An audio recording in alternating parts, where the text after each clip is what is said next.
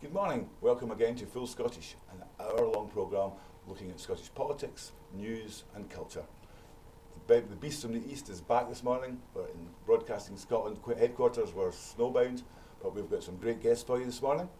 And we'll be looking at the election for the new SNP Deputy Leader. We're looking at the I Write Festival in Glasgow and lots of other no doubt interesting topics. So, without further ado, let's get on with the show.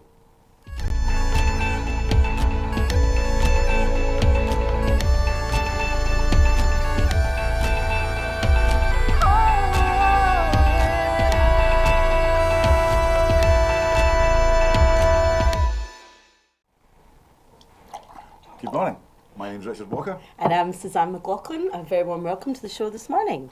Our guests today include Bob McDevitt, who's the programmer of the I Write Festival in Glasgow, and Julie Hepburn, who's one of 4 candidates now for the deputy leadership of the SNP. Welcome both. We're going to start the show, as is now common, with a roundup of the top news stories of the week, picked by our guests and Suzanne. Suzanne, what was your story of the week? My story of the week, be no surprise to any regular viewers that it's a feminist story. It's a decade since the term mansplaining was first coined on the internet. So quite a sort of a strange anniversary to be celebrating, but there's a writer called Sadie Doyle in Elle does a fantastic piece on mansplaining and documenting some of the most ludicrous and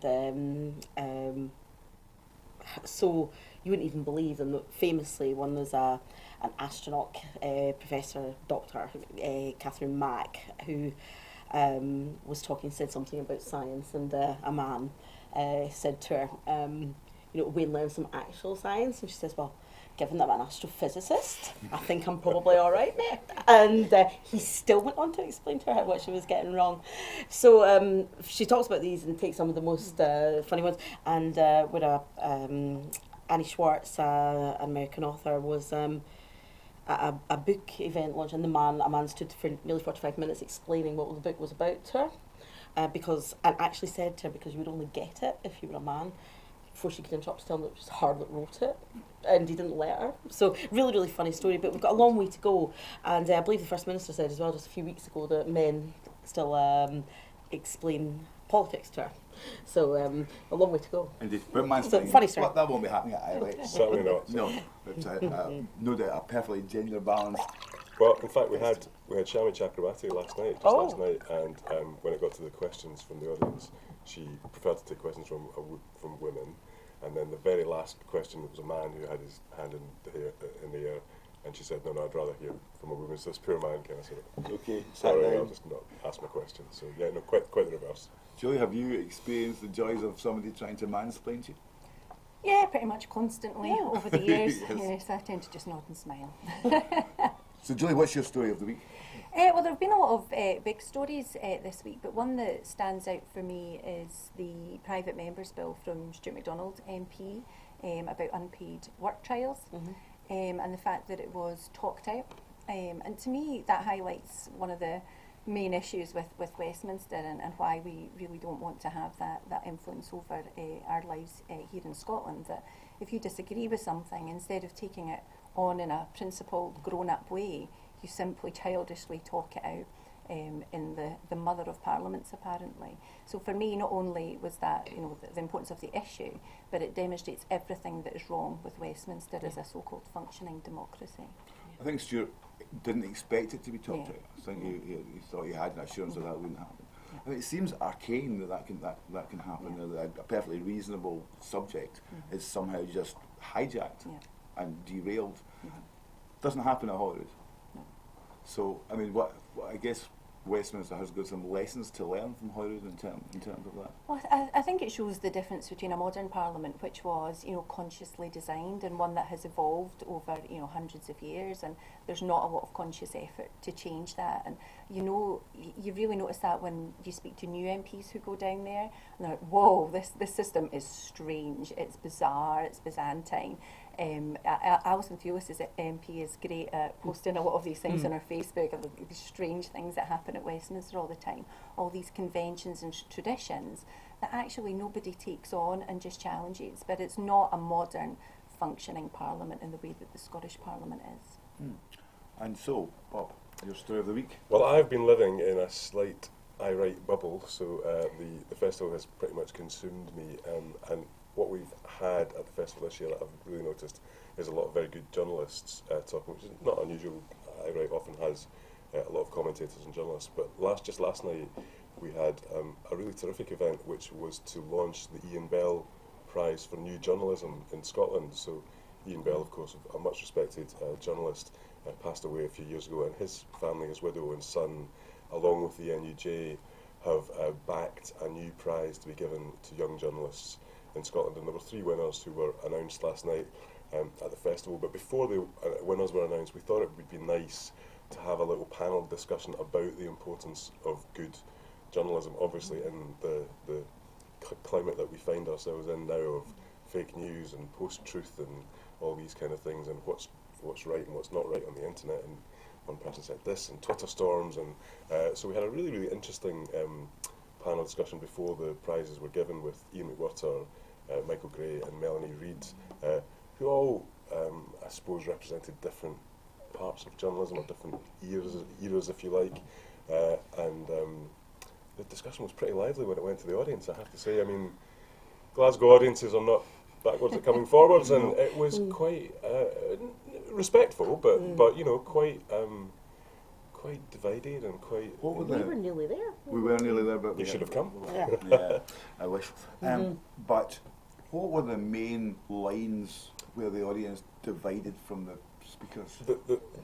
The lines were old print journalism versus online, more new media. So there was a lot of discussion about the Ferret, and about Wings Over Scotland, and about Common Space versus the Herald and the Scotsman, and the traditional Scottish media, and what the future might be for Scottish news and where we get our information. So that was one sort of thing which recurred. Is print doomed? There was someone thought that within 20 years there will be no print journalism; it will all be online, which was obviously quite a controversial thing to say. 2014 was still talked a lot about because of the almost unanimous unionist stance by the Scottish media, apart from the Sunday Herald and the National.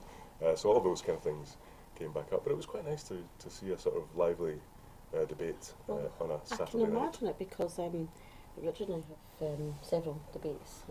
Falling out. Screaming matches. I think Never screaming matches. I think journalists do not do themselves any favours. Petulant puppets, special snowflakes. I mean, when you see a well-educated, white, middle-aged, middle-class man who's a journalist shouting that he's being silenced because someone disagrees with him, and that happens quite a lot. I also think that some of the older journalists, no point in elbows, but they were so used to in the past, they would write something, it would be put out there, and apart from the odd nutter that would write a letter in to complain about something, they could live in this little bubble of everyone agrees with me, my word was God, came down from high, and there we are, this is what I have to say now, you all must listen to masses. Now they've been questioned on their veracity and their truth instantly. They can't just say stuff, and yes, I get that there is a print journalism does have that, and online proper, online media, Common Space, etc. Angela does a fantastic job there, but there is an element of the facts have to be checked, so that is why we need good, decent journalists. But I think the days when you often hear journalists say that somebody has to challenge power, but journalists are powerful, and nobody's allowed to challenge them. Nobody. How do you think the political discourse, Julie, has been affected by online online outlets? Do you think it has changed the way we now sort of talk about politics and we connect with it?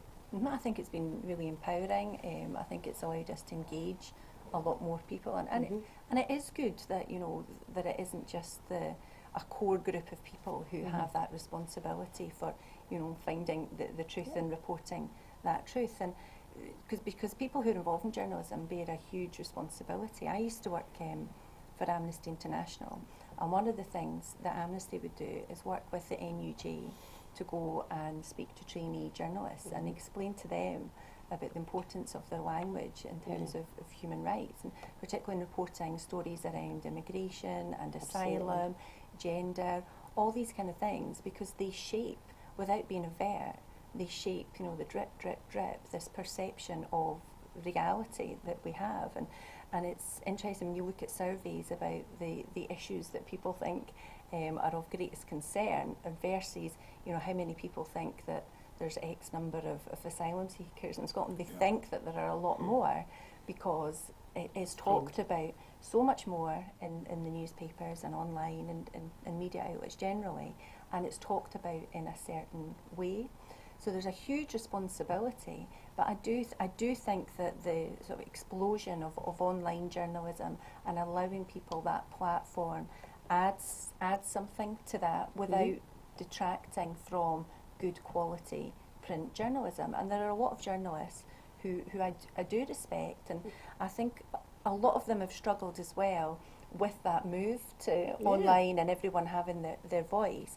And it's, you know, I think it's kind of forcing them to change the way that they're doing things as well, and they are going to have to change and be more responsive as well. And because over the years, and I think it's certainly up until the referendum, what I would notice is quite a formulaic, the way that politics was talked about. This is what's happening in Holyrood, this is what the government say, this is what the opposition say. That was it. And it's like, well, where's your analysis? Who's actually telling the truth here? Can you give us a wee bit more background and a bit more research to say, well, because otherwise people are then left out. So a few more facts and a bit more research, proper investigative journalism. But it's very difficult as well when resources are tight and you've got more and more expected from fewer people.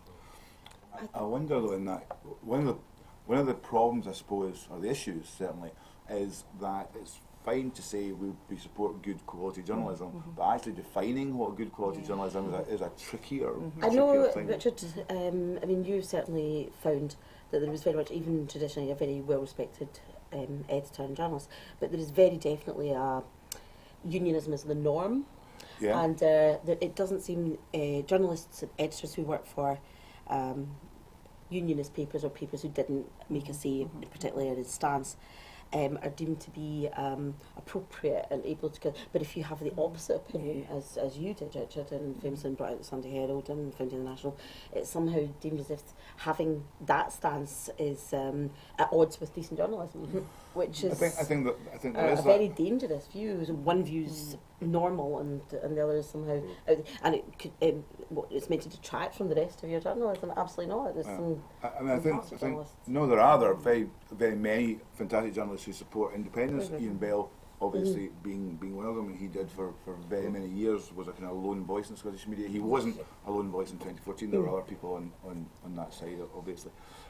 But there is, I think, some issue about what is unbiased journalism, because a lot of journalism comes from a campaigning place, so it's not unbiased. If you are campaigning for a constitutional change or anything else, if you're campaigning against hunger, if you're campaigning for equal rights or human rights in parts of the world, that's a committed stance of journalism. You're not really aiming to give both sides of the argument equal weighting. So I think there's all sorts of issues about the difference between campaigning and journalism and whether I believe the two things are absolutely compatible. I think that was the concern about some of the online journalism, and the audience member who spoke passionately about Wings Over Scotland was kind of shouted down by the journalist because he was saying, well, Wings Over Scotland don't ever criticise the SNP, they don't ever, and he was saying, well, they do actually, you know.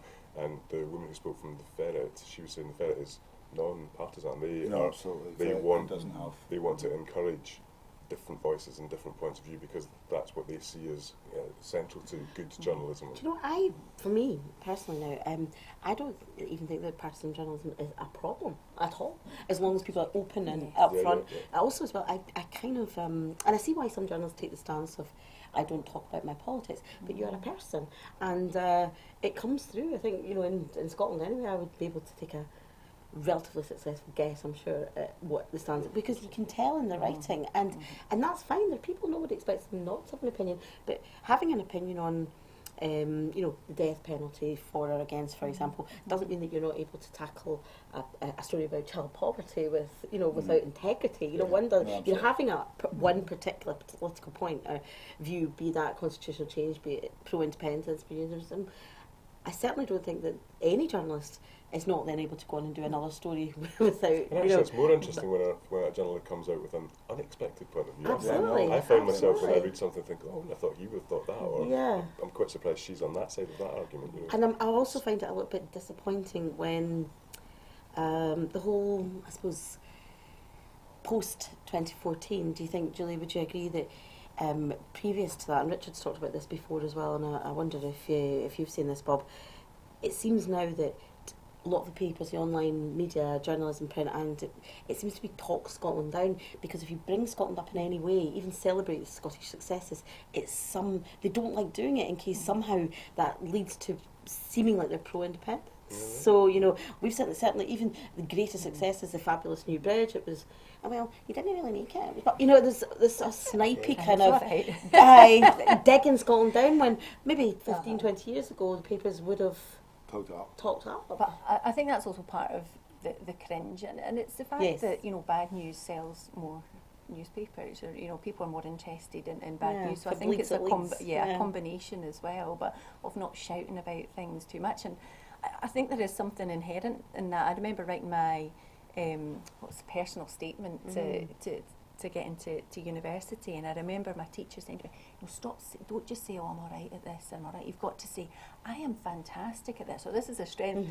And every part of you doing that just cringes, and you have to hold your nose and do it. And it's not part of, I would say, what has been culture in Scotland growing up, to sort of shout about your achievements, or, you know, don't be too proud about it, and an element of like, oh well, don't go too much about, you know, your successes, because, you know, pride comes before a fall. And you've always got your mammy or something saying, aye, you're all right. You know, exactly. I guess you have to do it, and we'll move on, I guess, to the deputy leadership of the SNP, because you're standing, there were 4 candidates standing. While you're doing that, you clearly have to talk yourself up. And so, what led you to stand? Well, it was not something I ever thought I would be doing when I joined the SNP. What really convinced me was I'd been giving it a lot of thought. Obviously, I'd followed the previous Depute Leader elections, and I just put some thoughts up on my own Facebook about how I saw the role, and actually arguing more that it was an internal job that needed to be done rather than you know, a political deputy role as such. And then people started to get in touch with me and say, well, why don't you do it? And I'm like, oh well, I don't think so. But it's a lot of persuasive people in the SNP, surprisingly. I've seen this there on your page. Okay. So for me, instead of just trying to chip in and say, well, this is what I think, you know, X, Y, or Z person should be doing, stand up and say, well, this is what I would do if I was given the opportunity to take forward the role. Because I do think it's clear that, you know, the First Minister and our leader has political deputies in place already. John Swinney is Deputy First Minister. Derek Mackay is appointed as the business convener of the party to convene party business on behalf of the leader. We have over 500 elected representatives in the SNP. We have thousands of activists and over 100,000 members. So for me, it's not about adding another high-profile voice, a kind of status job to that scheme of things. It's about having someone to do the internal work to empower those 100,000 voices. So doing a lot of work behind the scenes to get members involved, to get them mobilised, and to build the campaign infrastructure that is going to allow our whole network to run a good campaign, rather than just adding one more voice to the kind of external media campaign that we would have. Julie, you were previously the party's National Political Education Officer, and do you think that role led you to see where those structures could be, you know, internally, so rather than political? I think the party. Did you feel that there was somewhere that you thought you could make a change when doing that? You know, because I know people spoke about that on your page, and I've talked to you and said, you know, they felt really supported by you, and that you were able to get out the message of the network and how to organise. And so it seems to me that seems quite a natural progression. Yeah, I think that's what I would aim to do across the party. And for me, it was start taking on the role of political education convener and supporting the political education officers. It was really important to know that I it wasn't just me that had everything to share in terms of knowledge and expertise and advise them on what to do. It was about actually putting them in contact with each other and learning from each other and sharing that best practice. So yes, I would put out weekly communications to the political education officers with information, but we'd have meetings, I put them in touch, we set up an online group, and together they were actually able to achieve more rather than just me saying this is what we need to do at your next branch meeting or to do, to this. It was about engaging and empowering them as a network to then go and do that to the wider membership in their local branches. And I think that's what we need to do as a party, generally connect all our office bearers, connect our councillors better.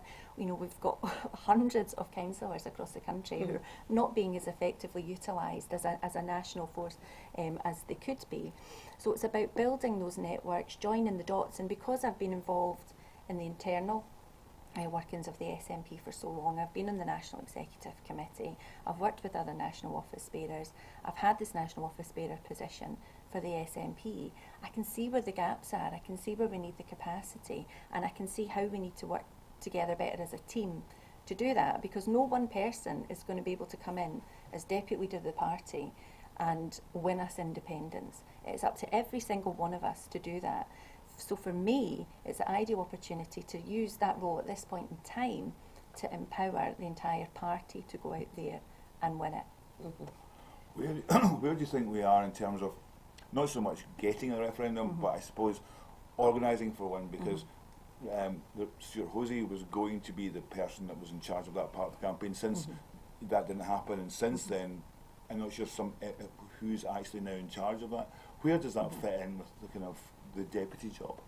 Well, I think it's our local areas are going out and doing it anyway. People are campaigning all the time. They're out canvassing, they're out leafleting, they're doing that work in their communities. So it is just about empowering that ongoing campaigning, giving it a bit of focus.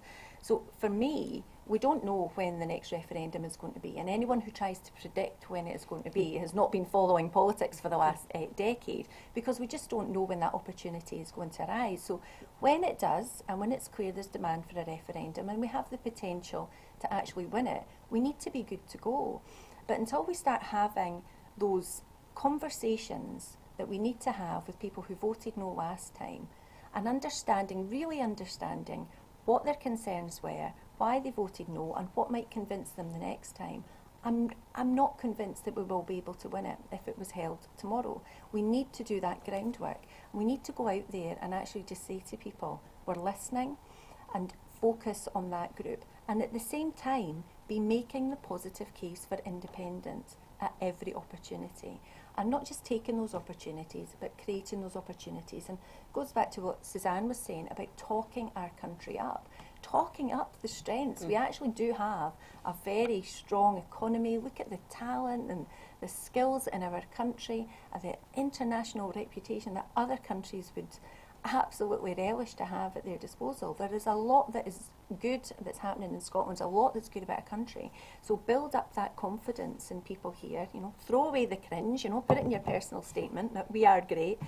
Build that case, build that confidence, and genuinely listen to what people have to say. And then when we get the opportunity for another referendum, we're going back and we're speaking to people and saying, well, this is what we are saying to you. Does that allay your concerns that you had in 2014 that you've raised previously? There's a lot of people, obviously the SNP changed dramatically from a rather small party and then post-referendum massively as well. And there seems to be, you sort of hear in the media, talking heads, almost like the SNP is some sort of cult where people aren't allowed to disagree. Now, anyone who's ever been near an SNP event whatsoever will disagree. There's some fairly robust discussions, and to put it, not to find a point, but yet it still somehow seems to be this out there in the media opinion that somehow people are not allowed to disagree, they're not allowed to talk. Nothing could be further from the truth, could it? But what I think is even within the party, people that you speak to, I've spoken to people in SNP, hundreds and hundreds of them, and through this and through other things, and even within, some would have a referendum tomorrow, and some want to wait 10 years. And that's quite, so it has to also as well make sure that everyone, I'm assuming, in the party is, you know, that's the foot soldiers, as it were, for independence, isn't it? So presumably they have to all be in a place where they are motivated, not just everyone who's in the SNP presumably is pro-indie, but motivated to, yep, we're on it, we're ready to go, they feel ready, etc., etc. And I presume that would be part of a role of a depute leader to pull people together, because, you know, as you say, Nicola's got a very big job to do. That motivation is there, and I think people feel very frustrated that we're not in a campaign mode for independence at the moment, not least because life is getting worse.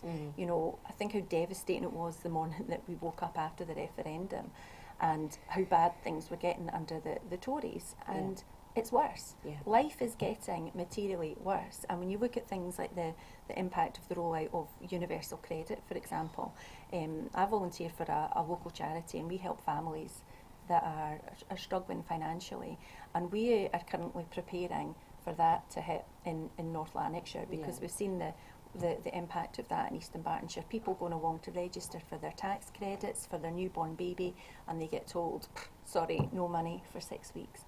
Now that's not a mistake, that's the system, that's what they're doing deliberately. And when you look at how they are treating people with disabilities, it's absolutely horrendous. It's a total violation of people's human rights. They're undermining on a daily basis our basic human right to dignity for so many people, not just in Scotland but across the UK. So I understand that frustration. I wish we were independent now, and if we had voted yes in 2014, I think we should take a wee step back and think about where we would be right now in terms of Brexit and where Scotland would be. Absolutely. And this, would we be now in a very, very different situation, and we'd be looking upwards and onwards about building our country instead of being dragged out of the EU against our will, and something that has been handled so badly. So I understand that frustration, but the match isn't on just now. We don't have our referendum just yet. So it's really important that now we do all the groundwork to make sure that we are ready.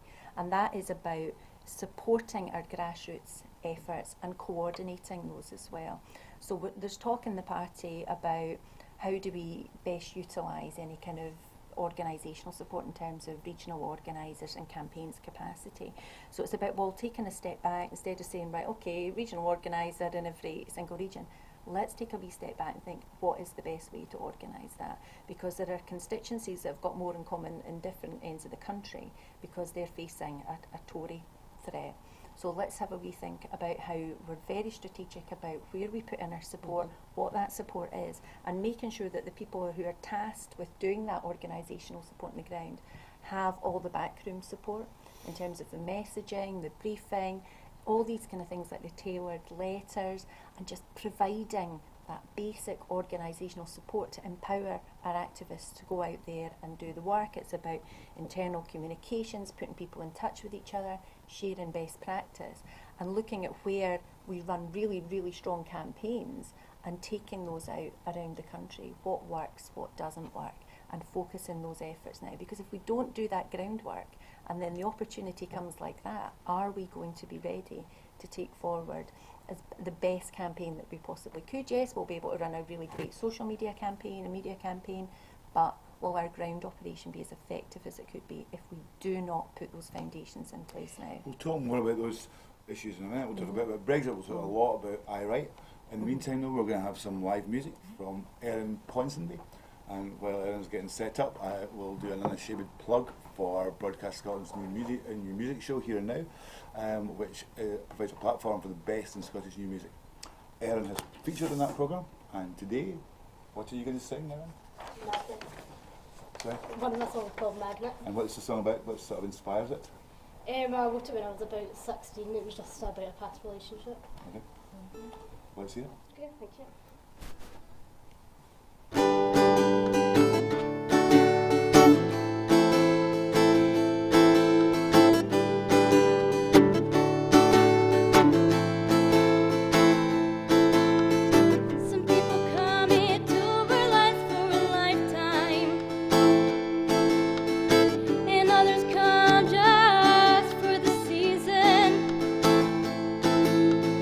Don't know painted door, you don't know how.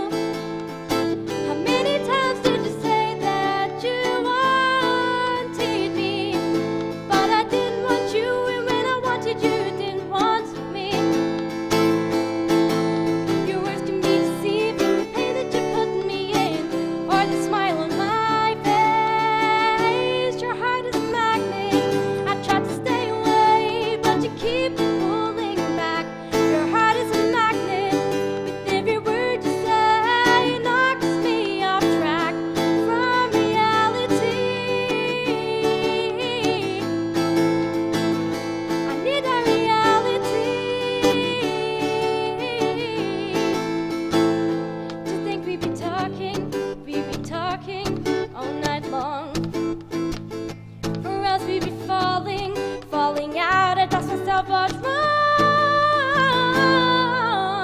'cause your heart is a magnet. I try to stay away, but you keep pulling back. Your heart is a magnet. I try to stay away, but you keep pulling back. Your heart is a magnet. With every word you say, it knocks me off track from reality. I need that reality. We're not a reality. Thank you, Erin. Thank you so much. That was great. We'll be more music from Erin at the end of the show. Just before we leave, there's one question I want to ask, just very quickly before we move on. All of the candidates for Deputy Leader, we're going to be interviewing them all. If all of a sudden you've won, it's you, and I've got a magic wand, and you can do anything you want, what would your first joy, what would you love to do? First day, you've got it, you're sat there, you've got a pen. A pen? Oh, well. You're going to do it. What you're going to write, and it's going to be allowed. What would the one thing you One would have? thing? Well, One thing. Suddenly...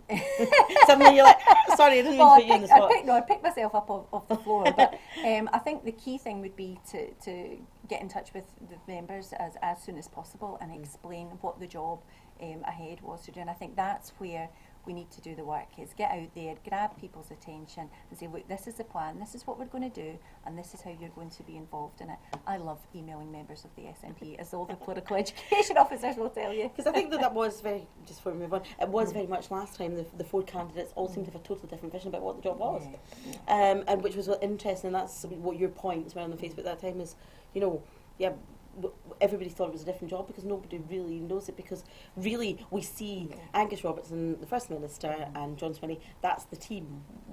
The actual job description is very, very small. It just says to deputise for the leader within the party and to basically oversee the party's policy making process, including convening National Assembly. So technically the role is very broad and also very limited at the same time. So it's that policy focus. So that's why the focus of the debate will naturally be about how we engage members in making policy and then harnessing that for our campaigns.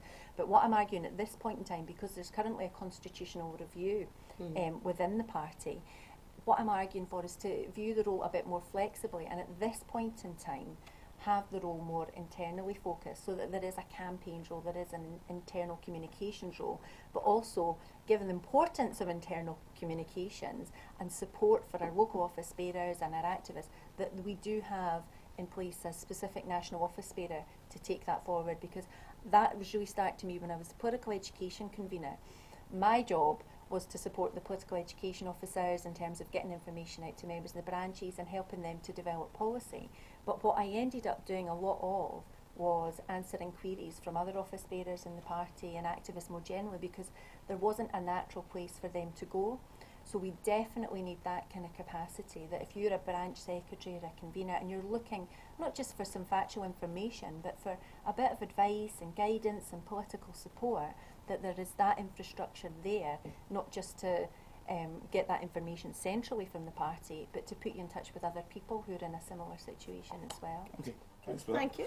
So we'll return to this issue, I'm sure, in future programmes when we talk to other candidates there. But this week has seen, pardon me, this week has seen the launch of I Write. Continues next week and next weekend. Bob is a programmer for the I Write Festival. Yeah. This, I believe, is the 13th I Write. 13th year, yeah. So it used to be biannual, and then 10 years ago it went annually, so for the last 10 years it's been every year. We started on Thursday night there, on, as you say, until next Sunday. Bigger than ever before, so we're on over 7 venues this year. So it used to take place, people who know I Write will know that it used to also take place in the Mitchell Library. Last year we included the concert hall. This year we're also using Tramway, Glasgow University, CCA and GFT, so we're all over the place. City Halls today as well. So yeah, it's bigger than ever before. More than 225 authors coming, so surprised that I'm still talking. Yes. I'd like to pick up on something that Julie said and champion the great Scottish writers that we have in the festival. So the festival's always been based in Glasgow. There's always been a strong Glasgow contingent in terms of writers, so Glasgow writers have always featured, and also non-fiction about Glasgow. We do very well with social history, and this year we've got a session on mapping the Clyde, so old maps of the Clyde. We've got a session on how Glasgow's been portrayed through postcards, so a postcard collection going quite far back. We've got a session on the Red Clyde side, so that kind of thing has always been a part of the programme. But we've got so many tremendous Scottish writers this year, not just novelists and poets, although they're there. We've got Jackie Kay on today, Scottish Macca. We've got Gail Honeyman, who's the author of Eleanor Oliphant is Completely Fine. It's the #1 paperback at the moment, Scottish writer from Glasgow. She's got a fantastic audience today at the concert hall. So there are novelists and poets, but also sports people, politicians, journalists, artists, musicians. I just think Scotland punches above its weight when it comes to books. Absolutely, it's got a very strong. I've taken my daughter quite a lot. My daughter's an absolute bookworm, and I've taken her to the festival. Yeah. She's like, and I think maybe some people are not quite so aware watching that it's a very, very family friendly and an awful lot of time and things thought out for children. Sadly, We Write was all cancelled this year because of the First Beast. The First Beast from the East took out the We Write Festival, which is the part of the festival for turning up. But we are rescheduling it also. We're looking at a weekend in May at the moment to just rerun everything that was going to happen. We had so many authors coming from different parts of the country. It was absolutely. It was just not possible. Well, the whole country shut down basically. So but it is very good, and I can certainly recommend anyone who's got children who you want to encourage to read, who are readers. Then absolutely, it's a fantastic and really welcoming space. And in fact, it was at I Write Festival that my daughter's autistic, but she's an avid reader and writer and wants to be an author. And it was at an I Write meeting that she was listening to another. Well, encourage her, and I hope we'll welcome her to the festival at some point. When you start out to programme the festival, what do you have? Clearly, you have some writers in mind, but do you have a theme in mind, or something? I Write's never had an overriding theme through the whole festival, so we're slightly different to Edinburgh, the Edinburgh International Book Festival, in that they will have a sort of theme like homecoming or transformation or something. We've never done that. What we do have is a steering group, so we have a committee of authors and publishers and industry people, so people from Creative Scotland, people from Publishing Scotland and that kind of thing. We meet in September for the following festival, and we'll go through things, topical themes, so things that people are concerned about and that are in the news, anniversaries, so things like this would have been the centenary of Muriel Sparks' birth, so we've got a special event celebrating Muriel Sparks' work. It's the 150th anniversary of Charles Henry Mackintosh's birth. There's an event from Roger Bilcliffe talking about Charles Henry Mackintosh, so we'll have things like that, but not an overriding theme. There are things that we know do well, so we do very well with areas of non-fiction, so politics and current affairs is a very strong area for us. I found, a little bit like the journalism event last night, I've found the Glasgow audiences like a bit of a rammy, they like a bit of they like a bit of a discussion, so we'll often have good political panels, but also things like science and biography, memoir, music. It's been very strong. We've got Brett Anderson from Suede on Wednesday night. So Brett Anderson, he's just written his biography, which so it's a childhood memoir. Yeah, that's right. It stops pretty much when Suede becomes exactly right. So I just read it in advance of the festival, and it's not. I thought when the book was sent through that it was going to be a sort of sex and drugs and rock and roll, you know, on the road with the band sort of book. It's before all that. Absolutely. So and a very, in a way, very ordinary childhood. So comprehensive education, lived in a suburb of London, grew up with quite unusual parents, so it is a sort of interesting story, but it's not I like that he'd written a proper memoir. It's a proper book, and I think he's a good writer. It's for fans of Suede, it's written with a sort of lyricist's touch, so it's very, so I'm very much looking forward to that on Wednesday night.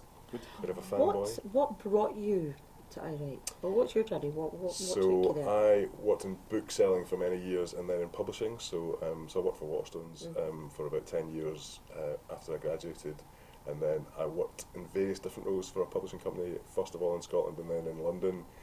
Did the classic Scottish thing of going to London to work for a few years, didn't like it, got homesick. We've all done it. Came back, yes. There's no shame. And then the publishing company that I worked for in London very kindly let me set up a Scottish focused list, so for about 8 years I ran Hachette Scotland, which was a commissioning job.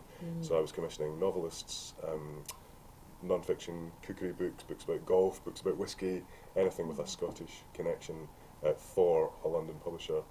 sadly, with the crash, the parent company who owned the publishing company sort of made a lot of cuts, and I was made redundant. So at that point, I went back to the event job that I'd had for Watchstones and started programming the Dundee Literary Festival first, then Pitlochry Winter Words, which is a lovely little festival up in Pitlochry, and then I write, and I also do Bloody Scotland, which is a crime writing festival in Stirling in September. So I write and Bloody Scotland dovetail into each other quite nicely, because I write in March, and just as it finishes, I'll start programming Bloody Scotland for September. And crime.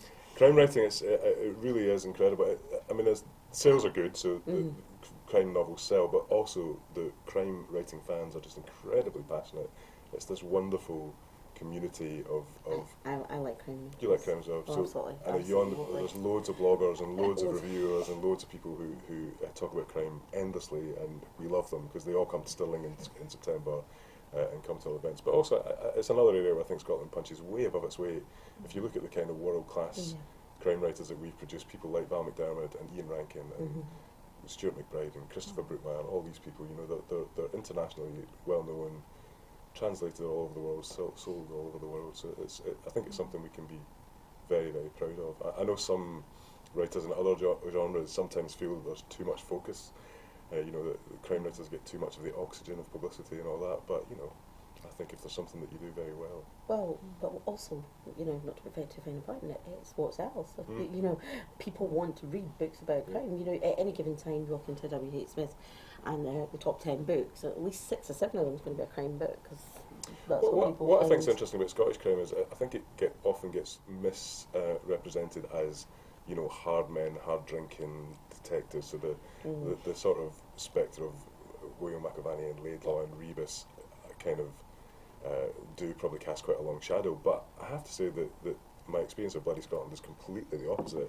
It's an incredibly diverse community. There's LGBT writers, there's a lot of women writers, there's people writing historical crime, there's people writing much more sort of literary crime. Lots and lots of different areas are covered. So you know, you've got Shetland, and you've got things set on islands, and you've got things set in Dumfries and Galloway, and there's a new series launching that's set in Stirling, which would be great for us at the festival. So I think it's a very healthy scene at the moment. The IRIs move into different venues. What does that mean for the type of event you're staging? Are there any sort of new developments or new areas that you're getting into? So yeah, slightly. So one of the reasons behind the use of different venues is to develop the audience. So I suppose if you've got a festival like IRI, which takes place in the Mitchell every year, the possibility is that it's the same folk who come every year. The people who like IRI get the programme and come to the festival, which is great. And you know, you don't ever want to turn your back on your core audience, but when you're running a festival, you are always looking at how you can develop an audience. So we did think that perhaps by working with the CCA, with the GFT, we've got a film screening this year on Tuesday night, a screening of Get Carter, the Michael Caine classic from 1971, and there's a book called Getting Carter, which is about Ted Lewis, the author who wrote the book that Get Carter was based on. That gets that event into the GFT programme, so you then speak to the GFT audience, and you know, I'm sure there'll be a lot of crossover between people who read books and go to the cinema, but it's quite nice to let them know that I write. Similarly with the tramway, so that's our first move into the south side, and we've got a whole series of events on at Tramway this year. Quite a lot of political stuff on at Tramway, so we've got Darren McGarvey, you know, the Loki. Poverty Safari, I'm which sure- I think I'm sure you know. reprinted, and It's a terrific book. It is so it is a terrific book. Have you read it? Do you know? I haven't. It's a great book, and Darren and I are chums, but we bicker on Twitter. You bicker? I think you bicker with everyone, isn't it? He does bicker with everyone, but he gets his own. But he's a great guy with a brilliant mind. But he can be a wee bit mansplaining as well, and so him and I have crossed swords. And I hadn't read it right away, and He's I read very it. good at backing down, though. He's very good at. That's what I said. Do you know what? He's He's very the good at first saying, "Do you know what? I person to got come on this and wrong," say, "Do you know?" or- Yeah, I just yeah. because he's real. You know, he's not trying to put a flashy public persona, a glossy. No. It just comes out. You know, and if you're sitting at home with, you know, his kids are a coffee and he's harassed, whatever. You know, you can just see it's away you go. You know, and I quite like that reality. And he does take it. And if you feel them up, you say, "Hey, you." 5 minutes later, do you know what, you were right. I'm cheeky. But his book is fabulous. What I think's been great about this book is it's been really adopted by the London media. So you know, Owen Jones. On start with Owen Jones in the Guardian. Owen Jones fantastic interviewed thing, him which is, about you know, it recently. Loads and loads of views. You know, into the Sunday Times top 10. That's very unusual for. I mean, it's essentially a memoir of him growing up in Pollock at its heart, but then there's a broader look at poverty in general and the causes of it and a possible answers. You know, so it's a terrific. It's a big thing he's trying to do, but it's great. I think for in some ways a wee Scottish book like that, published by a small Scottish publisher in Edinburgh, to get the success that he's had. And I think you're right, Rich. I think it's just been picked up by a London publisher who are going to republish it in a new edition. So he's on at the Tramway with a chap called Raoul Martinez, who's written a book called Creating Freedom, and it's a book about personal responsibility and how far we have to make changes within ourselves to address what I thought was interesting, a lot of the same things that Darren talks about in his book. So well, Dan talks about that as well. In his books, he talks about, you know, Dan had a very, very difficult childhood that he's very open and honest about, and then had some problems with drink and substance abuse, and he talks about that openly and honestly. He said, but at some point you've got to see the buck stops here. You know, like there is a certain amount of point. He said, anytime anybody speaks about personal responsibility, you get this sort of shivery, Tory feeling, but that you don't want to. But I do agree that. Would you agree? You know that. You know, the left have got a habit of almost saying, you know, it's all the system, it's all the and the Tories, it's all your fault. And the truth of the matter is, there's really a wee bit of both in there, and there is certainly an amount of taking a bit of personal responsibility, but taking pride in that, but also recognising that some people just can't. You know, not everyone can pull themselves. And it's what poverty does to the soul. I think my eyes have been opened over the last couple of years, you know, essentially running a charity and dealing with those kind of issues, because for all my time in the SNP, I mean, that's primarily why I got involved in politics, because I saw poverty and I'm like, what? How can this be allowed? It's essentially, you know, a man-made effect. We could sort it out if we really wanted to, if we had that will to do it. So I've always argued for things like citizens' income and equality and the eradication of poverty. And now, for the last couple of years, I've been obviously helping folk in that situation. And there's different situations in which people find themselves. Some people come to us in an emergency because it's maybe been a life transition, maybe there's been a relationship breakdown and they just don't have the money to get their kids' school uniform. And other people are coming back to us time and time again because they are always going to struggle. They're always going to struggle, and it's money is at the root of a lot of these struggles. But they are always going to struggle and need a lot of support. But that's why you have to sort out the money first. And if you have something like a citizen's income, the positive impact of not having to worry about that money, knowing that you can feed your kids without going to a food bank, knowing that you can buy them a wee pair of school shoes at the supermarket, the positive impact on your mental health, on your actual health, you can then focus on getting your life on track and maybe going for that job, getting that training, trying to access that job. But if you're stuck in that trap of not knowing where you're going to get £10, £12 for a pair of shoes, and I've stood in folks' houses while you're handing in like something really basic and not that expensive, and the life-changing impact that has in them, but it's short term. So I've spent the last couple of years like basically dealing with the rubbish that is coming out of Westminster, but you know the politics of it is we need to stop that happening in the first place, because that's just a sticking plaster. You'll very much enjoy this book. I really need to enjoy it. For people that maybe are not familiar with a citizen's income, Julie, that's, you know, the sort of the political theory and has been tested in many places. It's been tested in Spain, it's been tested in Canada, that basically rather than being a whole host of benefits and the administration of all those, that every single citizen of a country gets X amount of money. Even those who, shall we say, don't need it or don't feel that they need it, but they contribute, so it's recognising that everyone's a citizen. But also, interestingly, there's been tested when it was trialled in Canada, they found that it almost eradicated prostitution. So it's not just a case of taking those, but if people are in a life threatening people that are very vulnerable or on the edge of the outskirts of society, the homeless, the disenchanted, the disenfranchised.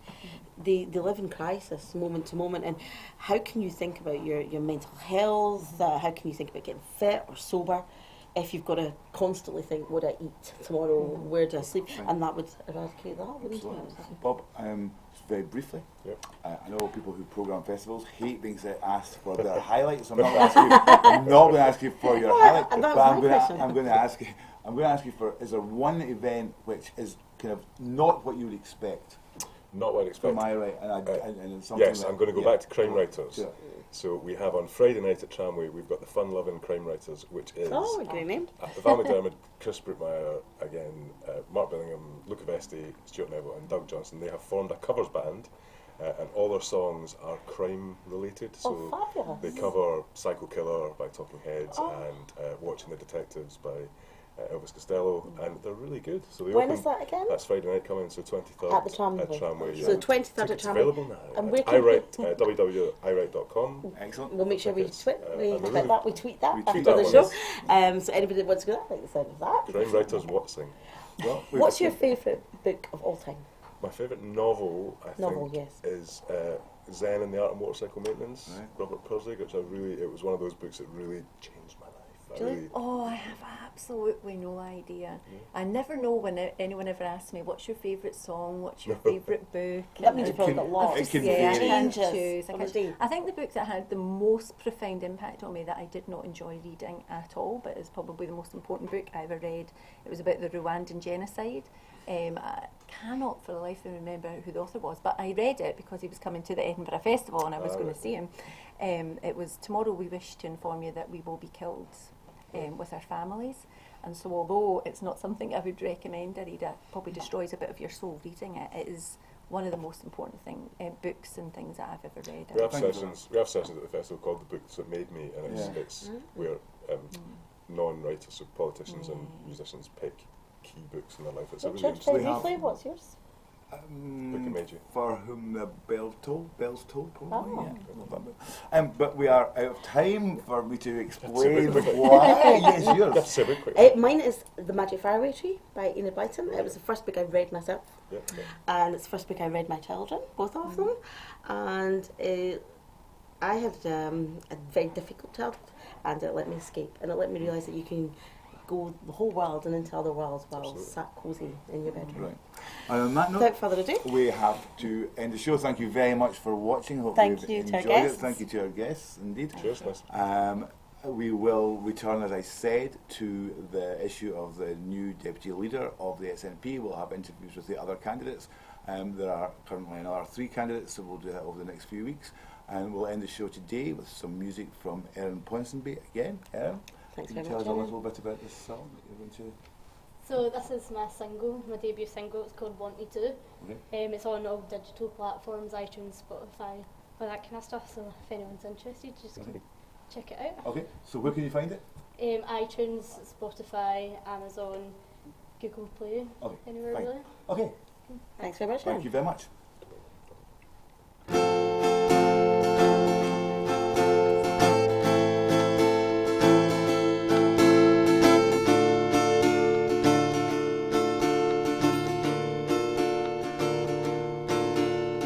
Crying on the floor, you left me lying there. Broken dreams and loss of hope.